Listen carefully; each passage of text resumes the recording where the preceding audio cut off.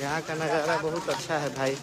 यहाँ हम लोग का बिहार सरकार का थोड़ा सा भी ध्यान नहीं है बिहार पे, नहीं तो यहाँ घूमने वाला एकदम जगह है।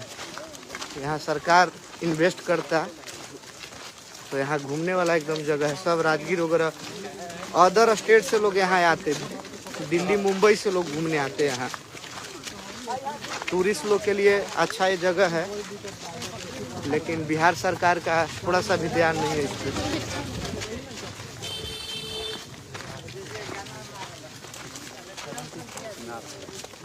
इस सब नीतीश के सरकार में मतलब बना बिहार में।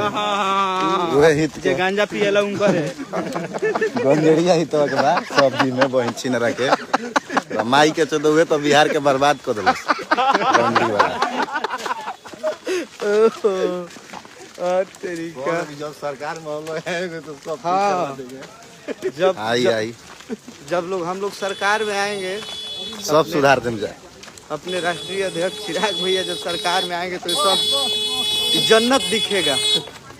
दिखाइए नज़ारा थोड़ा सा उधर का भी, पहाड़ का, ये देखिए सब।